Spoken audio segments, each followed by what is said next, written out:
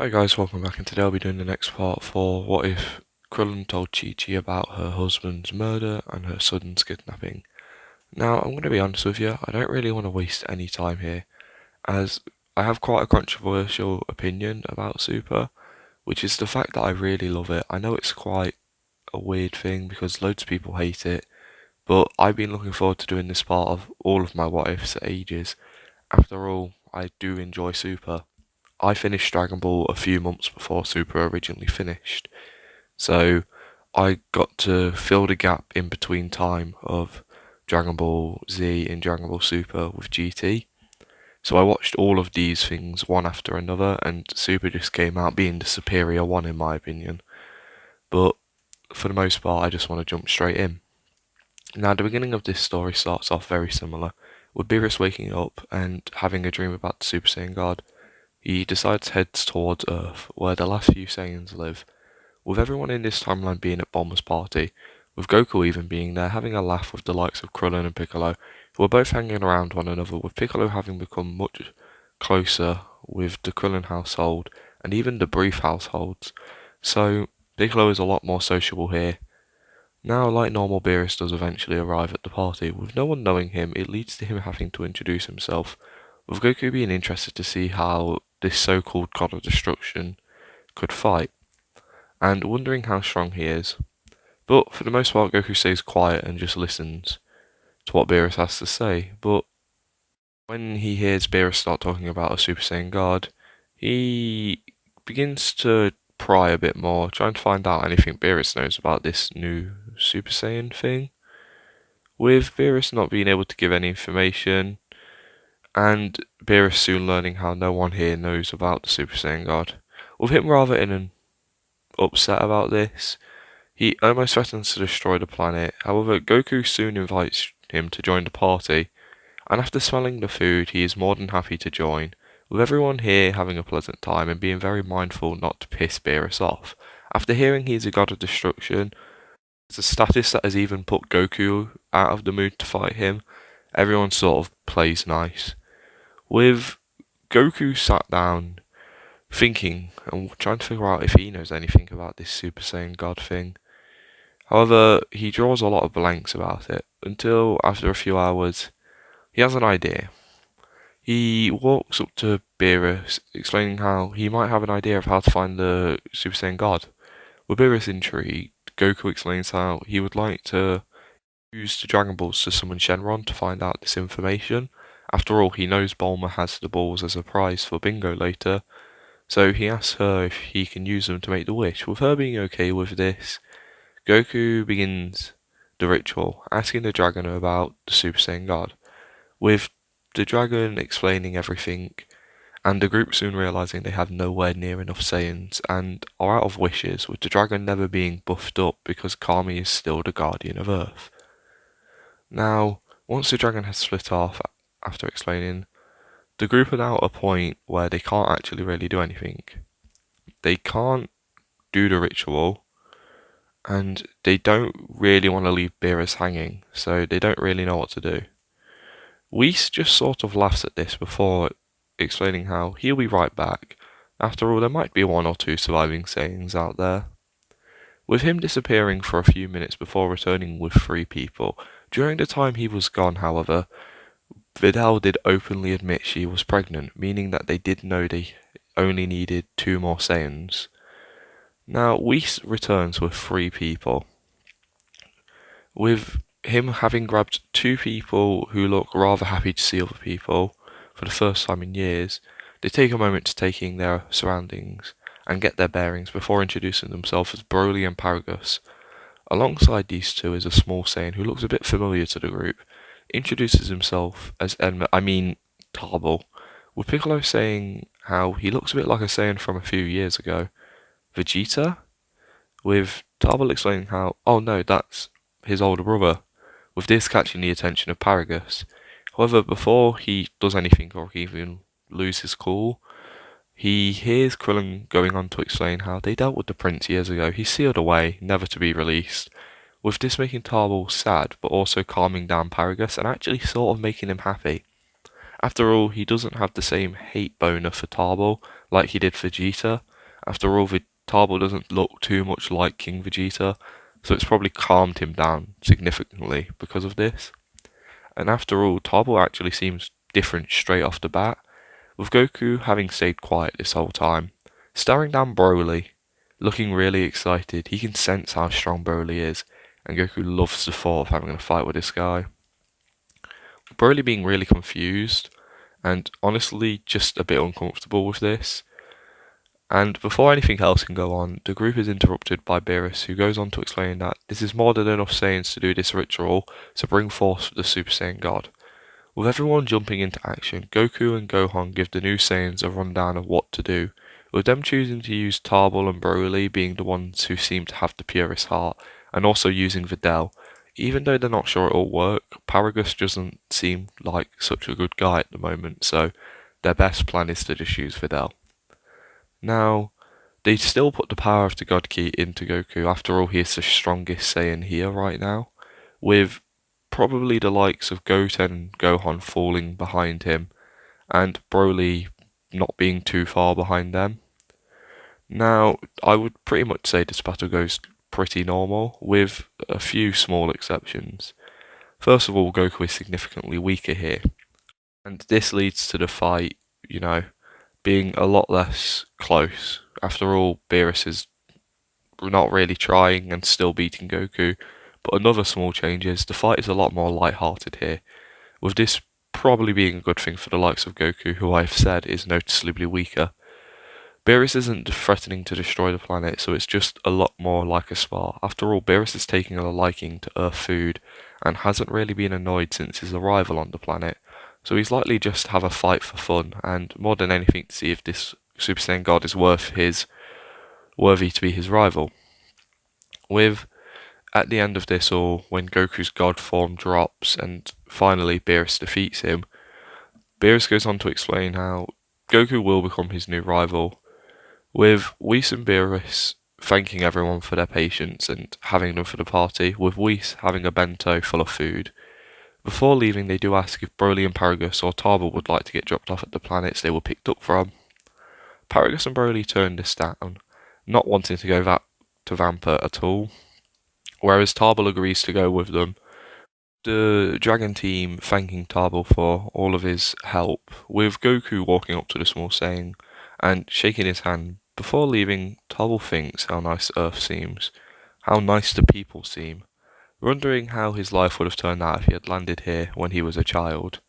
With this done, it just leaves Broly and Paragus on the planet to meet these new people.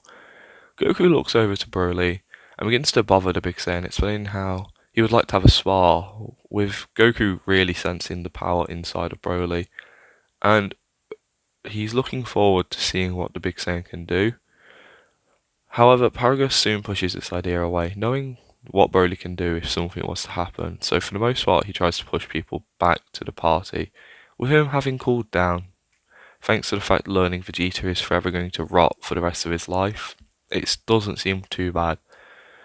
And the rest of the party goes pretty normal, with the two newcomers getting to meet the group and also getting to learn standards of Earth, with Bulma, Chi-Chi, and probably a little bit of 18 nagging Paragus to, follow such and such rules. Whereas Goten and Goku take a huge interest in Broly, with them getting very buddy-buddy with him and trying to learn a lot about him, while also introducing him to Earth food and things like that Broly would really enjoy. Things just like water Broly really enjoyed, so professional food made by someone Bulma bought, incredible. Now, once the party's over, everyone starts heading home, with Goku offering both Paragus and Broly to stay around his own home for the night, with the two Saiyans taking this offer up, with Chi-Chi not being thrilled by this, but not minding too much. After all, they both seem alright. Now, during this time, Goku, Goten and Broly had grown a little close, and during the flight home, Goku would carry Chi-Chi while also talking to Broly. Once arriving at Goku's home, Broly is super surprised at the comfort of a bed, with the likes of Chi-Chi starting to wonder about Broly's upbringing, starts asking Paragus some questions, and eventually she gets some answers, learning about the conditions he grew up in, which leads Chi-Chi to start asking questions about the thing around his neck. But Paragus gets angry and heads off to bed, with the likes of Chi-Chi, Goku, and Goten sharing a bed.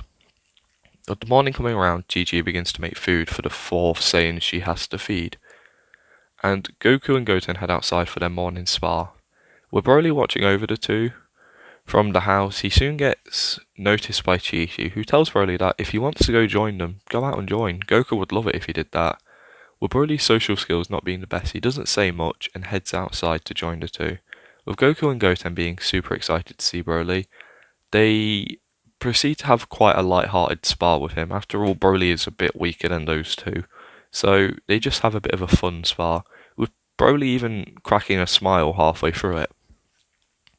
Now, Paragus, seeing this from inside the house, begins to get a bit nervous, not sure how Broly will react to this, and has his hand hovering over the switch to activate Broly's electrocution thing. But luckily nothing happens. Broly stayed calm throughout the whole thing thanks to the fact it was very light-hearted, and soon the three walk into the house to eat, with Broly having a bit of a smile on his face. However, Paragus soon makes this smile disappear by glaring at Broly. With everyone sitting down to eat, Broly is really loving Earth food, and he devours his food even faster than Goku. Now, once everyone had finished, Chi-Chi gets up to clean, with Paragus even getting up to offer to help, but Chi-Chi soon tells him don't worry about it. Paragus is not a terrible person in my opinion. I think he just wanted to make the people who made him suffer pay. After all, he went after his son who went to a desolate planet to die. I don't think that's a terrible person, and when he's interacted with Frieza, he seemed pretty polite, so I can imagine Paragus isn't too bad of a person. He's just blinded by his rage for Vegeta sometimes. So, once this is done, and Chi-Chi is doing her cleaning, Goku looks over to Broly, standing up, telling him that he wants to have a full-on fight with him. With this making Paragus very nervous, he tries to say something. However, Broly is actually quite excited to fight. After all, he quite enjoyed their little spar out there, so before saying much he agrees, and both Goku and Broly head outside to fight, with Goten and Paragus heading outside to also watch from a distance, with Paragus' hand hovering over the controller once again, just in case things go sideways. He doesn't want to see the people who are letting him stay in their home die, so it's more of a safety precaution right now for everyone's life on the planet. Now, the two fighters float over the river near Goku's house.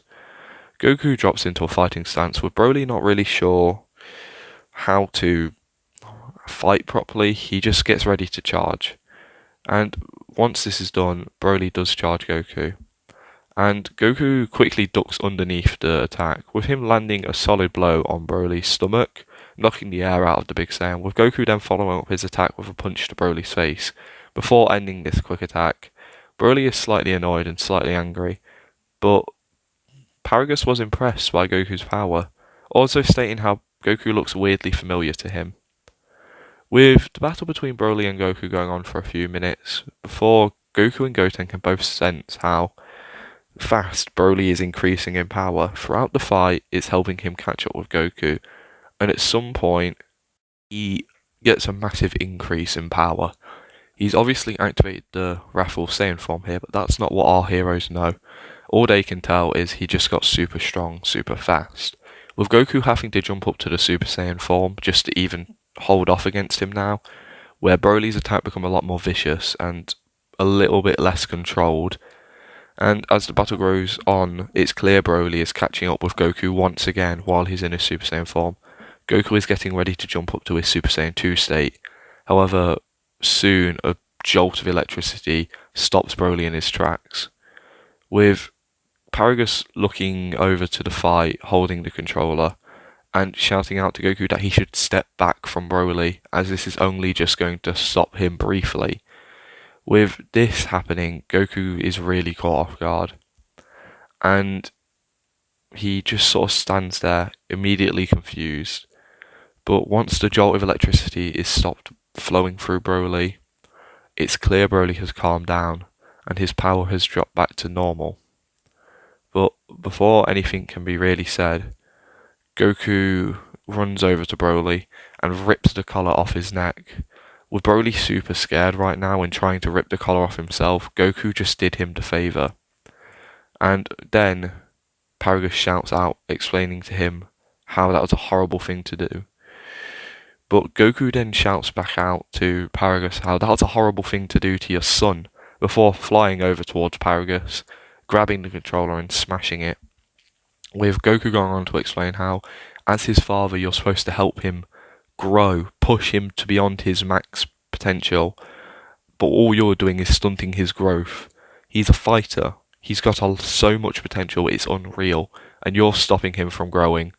You're the reason he can't control this. With Goku snatching the controller and just destroying it, with Goku feeling like he had said enough, he walks over to his new friend Broly, trying to comfort him. With Goten having already headed over to try and help the Big Saiyan, Goten had managed to calm down the Big Saiyan mildly, with Goku helping comfort the Big Oaf as well. With likes of Krillin, Piccolo, Gohan, and a few others showing up, after sensing the power of Broly increase massively, they all begin to ask questions and soon learn about what happened near the end of the fight. And this leaves everyone really annoyed at Paragus, with Paragus being shocked and left completely quiet. Eventually, all the commotion brings Chi-Chi outside. Having heard the tail end of the conversation, she comes out and gets caught up and then hears what happened. She soon goes mental at the likes of Paragus for doing such a thing to his own child. With Paragus now getting very dirty looks of all the Z fighters, he flies off, very annoyed and angry, with him shouting Broly to come with him, and Broly looking at his father and following. This makes the group opinion of Paragus a lot worse, with everyone spending a minute to hear about what fully happened, with the likes of Piccolo actually saying something quite controversial to them. Piccolo says how maybe Paragus did have a reason for what he did. With everyone shocked to hear this, Piccolo goes on to explain how maybe Paragus knew at some point Broly might grow to the point where he was unstoppable, which could lead to him killing everyone, or even destroying the planet, or worse, you might have had to put him down, Goku. Maybe he was doing this for the sake of his own child, or the sake of the planet. With Goku finding this hard to believe, after all, he has only gotten to know Broly a little bit, but all he knows of Broly, he's super kind and not a destructive person at all. With Goten even piping up saying how it did seem like Broly was a different person at some point during that fight. When his power increased, it seemed like he went to a different person. With Goku agreeing with this after fighting him, and after a few hours, the group realised that maybe Paragus wasn't in the wrong. Maybe he was trying to save the planet. With the group heading off to where they can sense Broly and Paragus, and arriving in a wasteland area, Paragus gets visibly angry and almost starts flying off again, but then the group shout out, apologising. Goku leads off saying how he's sorry for calling him a bad father. Even though he doesn't agree with how Paragus handled it, he can understand that Broly's power was beginning to show something that could lead to a very dangerous situation for either the planet or Broly's own self. And if Broly had caused some serious harm, Goku might have had to step in and go all out and maybe had to kill Broly. Paragus did something which was handled poorly, but Goku explains how he doesn't believe Paragus to be a bad guy. But if Paragus ever does something like that again, Goku won't hesitate to put him in his place. With Paragus taking this in, he doesn't apologise to the group for what he did, or even Broly, and he takes in the apology of the group, with him giving a bit more detail about what happens to Broly, where his power suddenly will increase.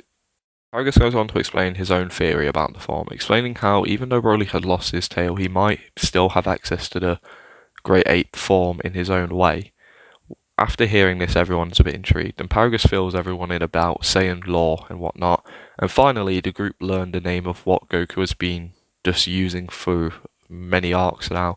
The Super Saiyan form is now known as that, not just this transformation. Now, Goku, after hearing this, learned about the danger Paragus was put through on Vampa with the likes of just everything that lived on Vampa and also Broly and his temper. With Goku taking this in, he shouts out that maybe he should put Broly into the time chamber with himself, trying to get his anger under control. With Paragus not sure what this means, he goes on to give a brief explanation about the room of spirit and time, before heading off with Broly. But once Goku arrives at Kami's lookout, he is caught up on the changes to the room. Kami had changed the room briefly for Goku in this one instant, and it means that people can enter as many times as they want. Kami originally didn't want to do this, but after sensing Broly's power rapidly increase throughout that fight, he understands that Goku may need the time in there with Broly, just to get Broly under control.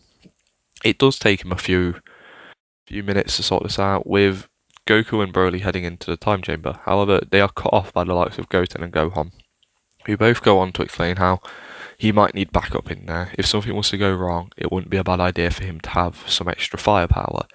With Goku almost saying that they won't have a lot of food to last a full year before the Sun Brothers show off 2 capsules which are labelled with food, and the sight of this makes Goku happy as he'll be training with his sons again.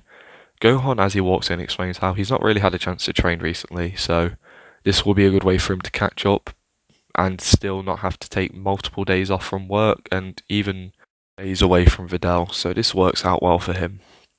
With all of them heading in, they all begin to train. Now outside waits Piccolo, Krillin and Paragus. Alongside them is also Kid Trunks, who is doing some light sparring with Piccolo at this minute. Now, the bold fighter here begins to get to know Paragus as best as he can. Krillin is probably one of the most sociable people in Dragon Ball, so this is probably the best way to do it. Learning about what Vegeta's father did to him years ago and feeling bad for him, Krillin tries to lighten the mood and jokingly says that at least Vegeta paid when he came to destroy their planet, and then sort of awkwardly laughs. Following this, Piccolo sits there meditating after having a spar with Kid Trunks. However, he does also try and make some jokes to help it lighten the mood. Thanks to the influence of Krillin, he had become a lot more sociable and can handle conversations a bit better now. But most of the jokes Piccolo make don't really hit home, with Piccolo explaining that if anyone can help Broly right now, it would be Goku and his sons. After all, they did turn him into a good guy, someone who was hell-bent on destroying this planet, and now he's a defender of it, with the midget also having helped him. And this makes Krillin chuckle a bit, thinking back to the good old days and training for the Saiyans. Even though it was a time of stress, it was funny to think how Piccolo and him used to never get on, and now Piccolo's basically an extra member of his family. With Krillin chuckling, saying how maybe they should go in to get some training in, the time chamber once they all leave. With Krillin chuckling and then realising that Piccolo is going to take that joke very seriously, and he really worries that he might have to train now. Now, in the time chamber, we see the 4 Saiyans training with some slight issues being shown. The likes of Broly has lost his control again, with the 3 Son members trying their best to calm down their friend. This is a few months in, and Broly has actually managed to get a bit of control. He isn't just mindlessly attacking everyone in the family. No, he's just sat there destroying the nearby area, with the Son family trying to make sure that he doesn't destroy the door. And for the most part, he doesn't. And at some point, they manage to calm him down, and eventually he gets control of himself. Goku points out how this weird form that Paragus said is like that giant monkey thing gives him a good increase in power, with, like I said, this being the Wrathful Saiyan form, or Akari form. With Goku not too interested in the form right now, but is thinking about learning it. But right now, while he's in the chamber, he is trying to reactivate the God form, with him managing to do so after a lot of months of training, with the likes of Goten and Gohan actually trying to do it as well. With Gohan being the one out of the 2 who is closest to doing it, he doesn't really achieve it. He's still a good chunk off, with both brothers not learning the form while they're in there. So upon leaving the time chamber, Goku is probably around the same strength as himself after maybe a month or 2 of training with Whis. But of course, he is nowhere near his Resurrection F counterpart. In fact, he's leagues off this.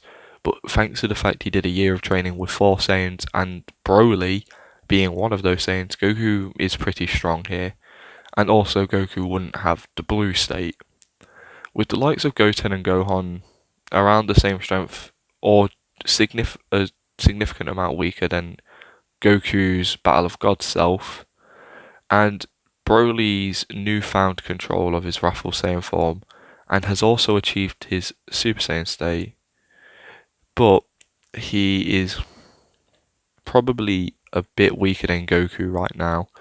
Even though Broly grows super fast, I feel like a lot of Broly's free time would be used to meditate. After all, this is probably the best way to get his anger under control.